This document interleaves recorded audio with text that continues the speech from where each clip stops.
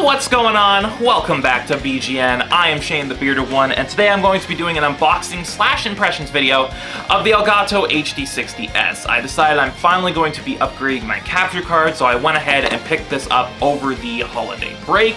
Now, why exactly did I decide to update my capture card? Well, let's get into the actual unboxing and I'll let you know. Here we have the Elgato HD60S. Now, the reason why I decided to upgrade to this over my current HD60, which I have right on the wall over there, is one big advantage that this unit has, which Elgato on the back of this box calls Instant Gameview, stream with super low latency technology. Now, with these capture cards, a lot of them have a pretty significant delay between what you're doing in the game and what's capturing on your computer. There's usually always between a half-second to 2-second delay, depending on whatever capture device you're using. What this unit does over the original HD60 is that it basically virtually eliminates that. It's extremely low latency, so what you're seeing on the recording versus what you're doing in-game is practically in sync. They should be almost identical. I have seen from a few videos though that there is a very slight delay between the game and the capture, maybe like 4 to 5 milliseconds if anything. It's not even a fucking hassle, it's not even worth mentioning, most people won't even fucking notice. That's why I decided to go with the HD60S, because in the new year I plan on streaming a lot more, and one of the reasons why I fell out of streaming is because having to desync my mic and my Discord chat so that it can match up with the Elgato was a huge hassle, and honestly, half the time I either forgot to do it or it was just too much of a bother. And of course, if you're someone like me who uses OBS for both streaming and recording podcasts, having to desync all of my audio to match up with a game capture for streaming, and then have to revert all that back to normal to do podcasts, it's hugely cumbersome. Half the time I always forgot to revert the sync back to normal when doing podcasts, so my mic would be out of sync with everyone else's. It's just a huge hassle. So the reason why I decided to upgrade to this, because that will virtually eliminate that. Now I can just plug it in and go. Don't have to worry about syncing, nothing. But let's take a look at the actual box. So here you have the actual HD60S unit. It's very similar, it's pretty much identical to the HD60. As you can see, 1080p 60 frames per second capture, USB 3.0 interface, which is one of the other big advantages of this capture card over the original HD60. It's because it's using a 3.0 connection with USB Type-C. The extra speed that comes from that connection is what allows it to have that instant game view. The extra speed from the USB 3.0 connection allows more data to travel from the unit to the computer a lot faster, which is why it has extremely low latency. And you can see there's the side, Game Capture HD60S, and here's more of the back, which we got to earlier. Instant game view for super low latency, 1080p 60 frames per second stunning quality. There's a built-in editor, but don't use it. Instant production, stream and record immediately, as well as live commentary to add your voice over the gameplay. And here it has an actual layout of the unit, all the ports, and the system requirements. Keep in mind if you are interested in this capture card, it requires at least an i5 quad-core or more, as well as an NVIDIA GeForce GTX 600 or better. Keep that in mind if you're interested in getting this, but you're not sure if your computer can run it. Go check your specs before you waste the $200 for a capture card that's not even going to work for you. So let's open up the box. So as you can see here, the outer box is nice little booklet format. Let's open this up. Now, as you can see, it's basically identical to the packaging of the HD60, which I did an unboxing video for 3 years ago now at this point. It's basically the same thing. Over on this side, you have your quick little tutorial on how to set it up, where you can go to get the game capture software, and on this side you have your actual unit. So let's take this out, nice and snug in there, and get a closer look at it. Sorry for the shadow, my lights are directly over my camera. I can't change them, they're rooted in there. Here we have the HD60S. As you can see, it's very small, very compact form factor. It's basically identical to the HD60 in pretty much every way, other than a few key features. The biggest of which is that all the text is in white now, rather than that faded out gray text that they used on the HD60. You can actually read this text now, so you know which ports are which. And of course, there's the USB Type-C port, no longer using 2.0 mini USB, using Type-C 3.0 now. Now if we dig into this box a little more, you can see all of your cables here nosed in this little nook. Here we have the USB Type-C cable for 3.0 connection. That's what you hook up to your computer in order to start recording.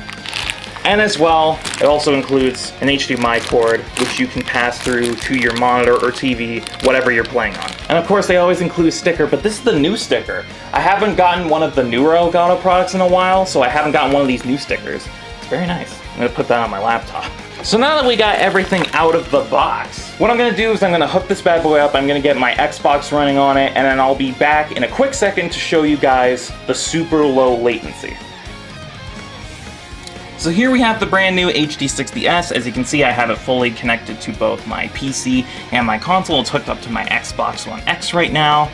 And I'm actually over here, as you can see, both my Xbox and the game capture software running on both these monitors. I'm gonna sit down and we're actually gonna test this out. So like I said, the biggest thing this capture card has going for it is the instant game view. Extremely low latency, virtually in sync. There should be no difference between that, the Xbox, and that, the capture.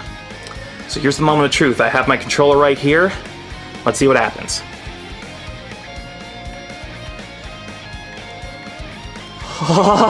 Okay, let me explain. So as you can see, it works. Before you scream ye of little faith, the only reason I was nervous is because even though I did my research before I bought it, I knew that my rig was more than powerful enough to handle it. There's always that like sunken anxiety in the back of your head when you have to deal with this kind of stuff. Like, what if it just doesn't work? But clearly it does. As you can see, I'm exploring around the Xbox menu. It's virtually in real time on both the game capture and my Xbox screen. Obviously this is just a menu, so let's boot up a game real quick and we'll see how that runs. Alright, so as you can see, I booted up a game. I've got Devil May Cry 5, which don't get me started, running on my Xbox One X on this screen, and I have the capture recording on this screen on my PC. So let's see how it works. Got my controller right here, I'm going to move Nero around, and it should be virtually in sync.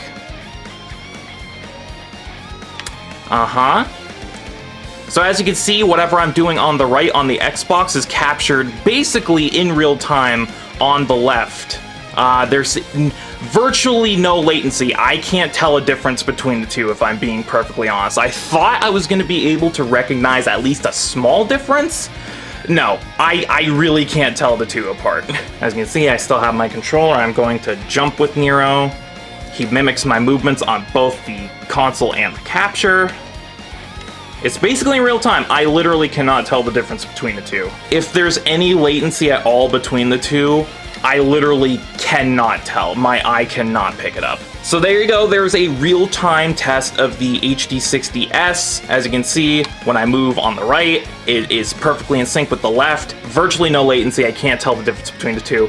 I'm going to capture a bit more gameplay, and I'm going to put the gameplay on screen, native recording, so you guys can see the quality of the footage.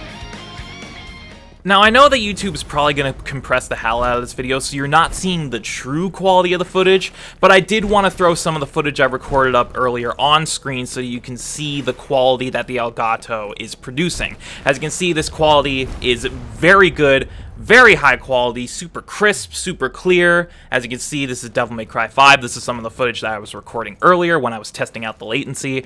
It looks fantastic. Elgato products have always produced super high quality footage, and the HD60S is no different. There I am testing out the jumping with the latency. It looks amazing.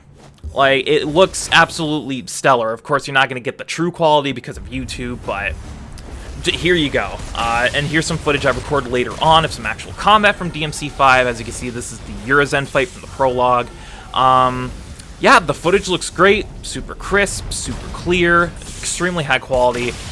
I expected that from Elgato. The quality isn't the real surprising thing here. What is surprising is the instant game view, the super low latency. Disclaimer, this entire sequence, this recording that I did, I was playing entirely on the capture preview on the Elgato software. I wasn't looking at my second monitor at the Xbox screen at all. It was basically one-to-one. Like I said earlier in the video, I can't actually tell the difference between the two. If there is latency there, my eye can't detect it. I actually cannot pick it up. That's how good this is at being seamless between the actual game and the capture. Honestly, like, I'm super impressed with that, and that's the whole reason why I picked it up, is because I want to get streaming again. I want that super low latency so I don't have to sync up audio and desync my mic and all this bullshit. And this does exactly what it advertises. It's instant. Like I said, if there is latency, my stupid, dumb human eyes can't tell, because I was playing entirely on the capture preview. It was basically one-to-one. So I don't know what to tell you. I'm super impressed with the instant game view. As you can see, the quality of the footage is amazing. I'm ready to give my final verdict. So that wraps up this unboxing / impressions video. Overall, I am very satisfied and impressed with the HD60S. I was already super impressed with the HD60 way back in the day. It had amazing form factor, it performed extremely well on a number of devices and computers, and the video footage itself was super high quality, it looked absolutely stunning. This is everything the HD60 was, plus that one huge advantage of Instant Game View. Instant Game View is, pardon the pun, a game changer for me. As you can see in the video that I took earlier in this video, extremely seamless, virtually impossible to tell the difference between the two. There was virtually no lag, no latency whatsoever. If there was, I honestly couldn't tell. That's how low latency this was, and that's what sets this capture card apart from every other capture card on the market, especially the external ones. I know a lot of the internal ones do this stuff, but this being an external card, having this much power and being able to do that kind of stuff, is super impressive. So for its extremely compact form factor, its high level of performance, and its amazing video quality, on top of adding Instant Game View, which virtually eliminates delay, the HD60S is a must-have. If you are looking into getting into YouTube content creation with gaming, whether you want to record some gameplay footage for videos, or whether you want to live stream on Twitch, Mixer, YouTube, whatever, pick up the HD60S. This is a phenomenal piece of tech, one of the best capture cards I've seen, and man, that Instant Game View really is a game changer. Like, my recording process and my mindset during recording is going to be completely different from here on out. Keep in mind though, if you are interested in picking this up for your videos,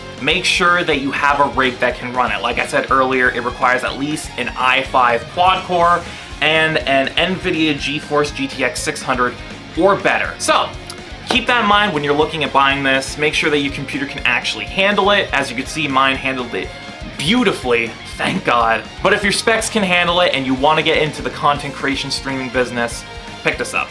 You can't really go wrong. With that said, that's gonna wrap up this video. Thank you guys so much for watching. If you like what you've seen and you want to see more, go ahead and subscribe down there, I think. I actually forgot where the subscribe button is. Go ahead and subscribe down there. Subscribe to BGN for more great gaming content like this. We do a whole host of gaming content here on the channel. Unboxings, live streams, podcasts, let's plays, funny edited content. We do a lot of great stuff here. So go ahead, subscribe to BGN, and click the motherfucking bell if you want to get notifications on when we upload, so you're the first to know when we upload new videos. Thank you guys so much for watching. I am Shane the Beer One, signing off. Have a good day. Keep on gaming.